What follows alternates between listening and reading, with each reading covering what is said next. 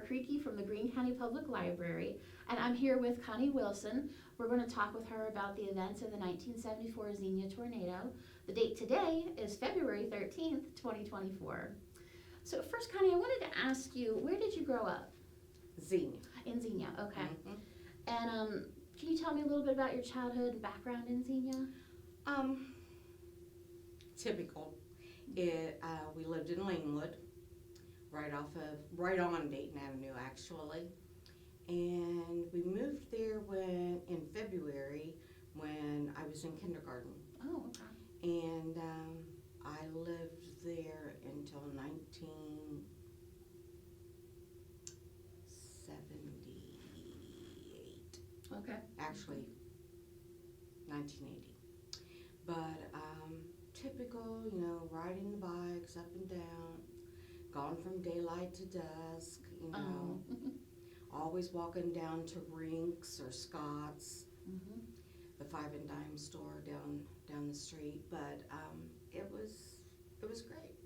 Went to Xenia schools? Went to Xenia schools. I went to Cox Elementary, then Warner Junior High, and then the high school. Okay, great. So how old were you when the tornado happened in 74? I was, let me think, at 74. When it happened, I was 18. Okay. I turned 19 in July. Okay. So were you just out of high school or finishing your senior year? No, I was out of high school. I'd been out almost a year. Okay. And I was engaged to be married. And we got married the September after the tornado. Oh, wow. Yeah. Okay. There's a lot going on then for you. Yes, there was. With all of that. Yeah. Can you walk me through that day, like starting in the morning, and then as the day goes on, where were you up to, and then when you found out the tornado was coming or happening? Starting in the morning, it was a gorgeous day. It was sunshiny, so my friend and I were on a blanket in the backyard with the baby oil on, laying in the sun. Oh. You had to get a good head start on that tan. And that's what we had done most on and off the day, just hung out and nothing. Yeah. Nothing, just laid in the sun. And then when it got to be close to around 3:30, 4 o'clock, I went home, which was just a few doors down, and hopped in the shower, started to get dinner ready for my mom when she came home from work. So I had put some stuff on the stove, and I had just gotten out of the shower, and my dad had come home from work, and he said he always came home every night, and he went down to Kroger and got a 6-pack of Pepsi, loaf of bread, and a gallon of milk every single time. Okay. So he left to go do that, and all of a sudden he came back right away. And my brother and I were in the living room. We were watching Andy Griffith on Channel 7. And we were sitting there watching that. My dad says, Connie, come out here a minute. So I went out on the front porch, and he goes, do you notice how green everything is? And it was real green, thick. It was like a thick green. Like the sky? No, the air was green. Oh. And I was like, what's going on? He goes, I think we're about to get a storm. So he was pacing up and down in front of the house, talking with the neighbor, la la la la la. Well, about that time, Gil Whitney comes on, and he's telling Xenia to take cover, and he's showing the hook, on the radar and everything. And I got up and turned off the stove, and I remember closing the blinds, because that's what they'd always told us to do in school. I mean, the curtains, the drapes. And my dad was like, well, what do we do? And he was talking to the neighbor, and he's like, well, what do we do? What should we do? I mean, we lived in Lanewood. There was nowhere to go. So we were standing right there. I was standing in the front door of the house. And you could see the tornado come. and it looked like it looked like a lot of wind started to rotate. There seemed to be two more, and then they went together and made the big one. And then the next thing I remember is there's debris flying everywhere, and I'm like, that's just not right. That debris is people or people's belongings. So my dad, which we know better now, he's like, I can't just stand here and let this, because it looked like it was coming straight from our house. Because we lived, like I said, on Dayton Avenue. Okay. And it was right down from Cox School. Oh, okay. So he says, you've got to get in the car. He goes, we've got to get in the car. And he says, I can't just sit here. So we got in the car, and we were driving on Dayton Xenia Road, going down towards, there was what they called Lucas Hill. It was a big curve there just before Kelcare. And I looked at the speedometer, and he was going like 80 miles an hour. And I looked, my brother kept looking behind us, and you could see that the tornado was going off at that point, going off towards, I would say, Wilberforce at that point. It had gone through town. So when we got down to the end of Dayton Xenia Road and came up on Valley Road, we did a left there, and then we come out and we did our left over on 35. So I'm like, okay, the tornado's over. It was hailing and everything at that point. And as we came into town, I was in the back seat, so I was, leaning over the front seat trying to watch what was going on. And I'm looking for overturned trash cans, that kind of thing. So as we get closer to Xenia, I see that the stadium lights at the football field were over. Oh. And then I saw that the motel was gone. And my mom had years earlier worked at Crayler, and that there were semis on top of the roof on Crayler. And then it was like we were at the intersection of 35 and Allison Avenue, and it was just craziness at that point. People were climbing out of cars, they were bloody, the train had derailed and everything. We couldn't turn onto Allison Avenue. We had to go through the parking lot, to get back to Dayton Avenue. And it was just, I was shocked. I was just absolutely shocked at all the things that I was seeing. And so was my dad. And we got home, and I do remember right there at Cox School, there was a stop sign, and there was a long line of traffic, and people were like, what's going on, what's going on? You could tell they hadn't seen it. And so we pulled up in our driveway. My mom had gotten home from work in between that time, and she was coming out of the garage because there wasn't any power, and she was half angry. She was like, where have you been, and why is there no electricity? Oh, really? She had no idea? She had no idea. Oh, wow. Because the radio was, on her way home, was staticky, so they ended up turning it off. They didn't see anything. They just came through the hail. She was coming from Beaver Creek. Oh, okay.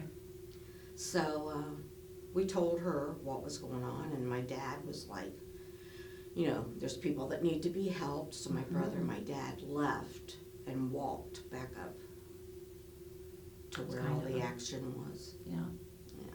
My mom and I, no telephone. My mom and I and the neighbors, we all stood out on the sidewalk in front of our house, and people started trickling, and then a lot of people started coming out of town, walking out of town. And some people had broken arms. Oh my goodness. And some people, I remember, would have the cash drawer to their business. Oh, right. And they were like, this is all we have left. And I have no idea where they were walking to. Yeah. But they were walking away from Xenia. And we stood out there for quite a long time. And soon after that, my uncle and my cousin that lived in Beaver Creek pulled up in the driveway, and they were frantic. And they decided it was best if we left and went to their house in Beaver Creek, which is what we did. Yeah. And then what I remember is the adults all being very quiet and, you know, bustle. My aunt she would cook you up a big old meal. And that's what she was doing. She was cooking. And I remember that night,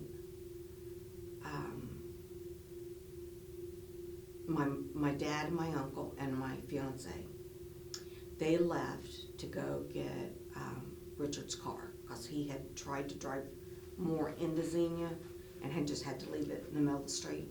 So they went to go get it because, you know, they wanted to clear the streets. They didn't want it to get plowed or whatever. And they went back into town. More very quiet talk when they came back. And I can remember my cousin's bedroom was off their kitchen. And my dad and my uncle and my husband sat there and drank coffee all night. And I can remember hearing the helicopters.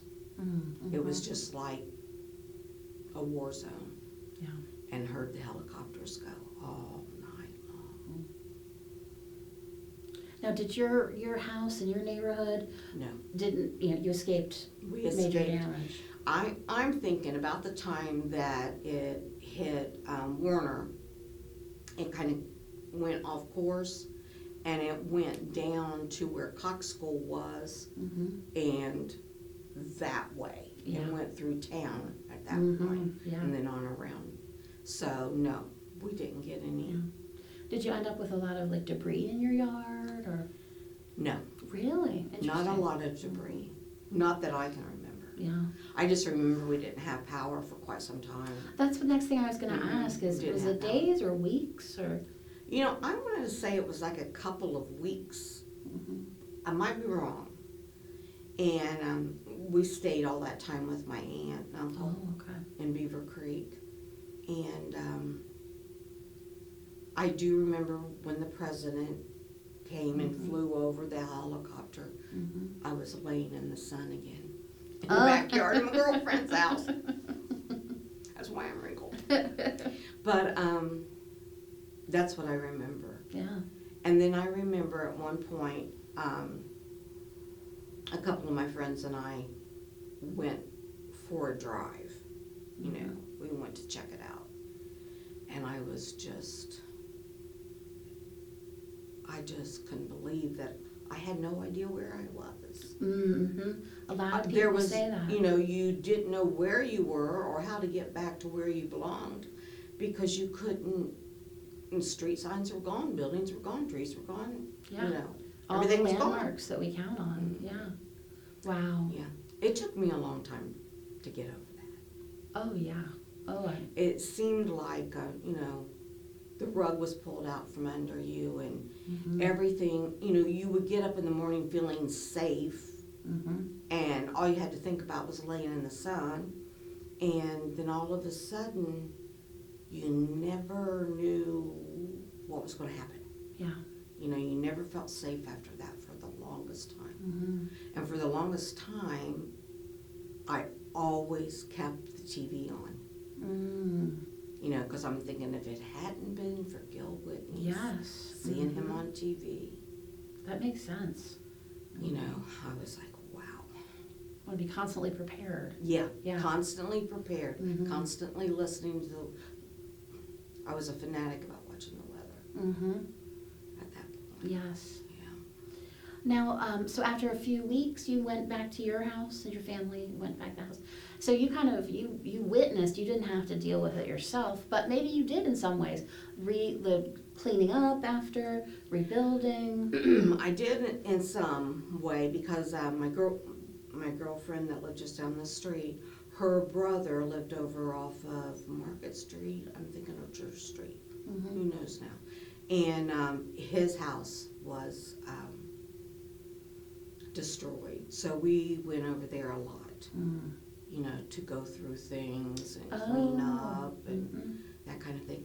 And then I had a girlfriend that lived just, she lived right there by 35 and Allison Avenue, where, you know, that little shopping center is. Oh, Okay.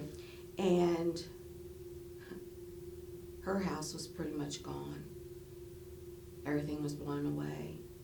But in her bedroom on the second floor, her dresser wasn't touched. And she had money, dollar bills and change, laying on that dresser, and it was still there. really? Wow. I just, But almost the entire house is destroyed, but Yes. this is fine. yes. Wow. Mm. And the side of the house was all blown off, you know, her bedroom was all exposed and everything. Oh my And there gosh. was that money. Mm. So people, your friends and family that did have this experience and had to kind of salvage what they could, I mean, were they able to salvage much, or was it all pretty much blown away? It was pretty much all gone. Mm-hmm. All gone. Yeah. Let's see here. Oh, so, okay, so we've talked a little bit about what it was like in the days and weeks following the tornado, and what local friends and family, how they were affected. Mm-hmm.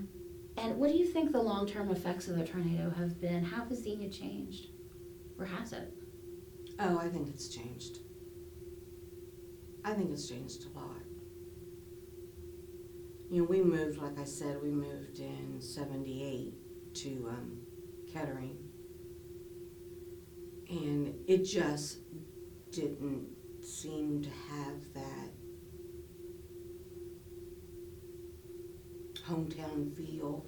It didn't seem to have that idyllic, you know, childhood place where you grow up. I mean, I can remember walking from Dayton Avenue all the way to the library because that was my favorite place. And, you know, laying in the,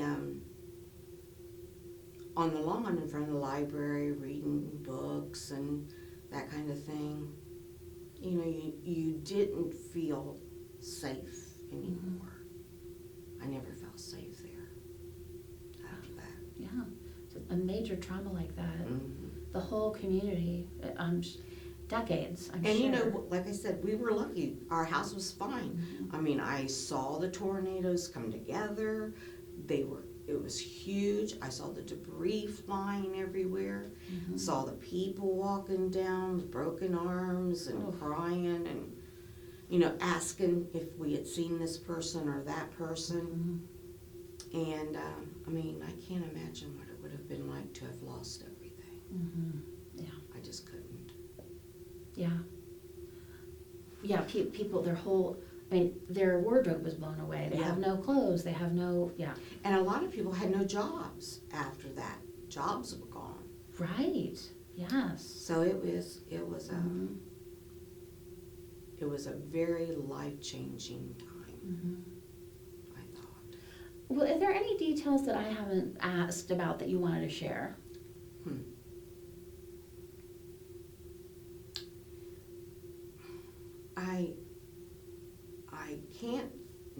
I can't think of anything. Mhm. The one thing that just really stands out to me for the most part are the helicopters Mhm. and hearing that and sirens all night long. Oh, yes. Yeah, Mhm. even to this day. Mhm. And I don't like to hear wind. Mhm. If it's windy, I don't like it. Oh, I bet. But other than that, Mhm. you know, I'm old now. Well, and and I many know what decades you're have supposed to passed. do. Yeah, yes, we know more about what we should do, and Mhm. we've got a lot more preventative things in place these days. Right. But now, did your dad and your brother, when they went back into town to help people, what did they come back with any stories of things they'd seen and people they'd Well, helped? I do know, this is terrible, that my dad and my brother separated up there somehow or other. Now, my Oh. brother was, I think he was a sophomore Oh, in high okay. school. I was the last person, I was in the last class to graduate Xenia High School, in the old Xenia High School. Mhm. And he was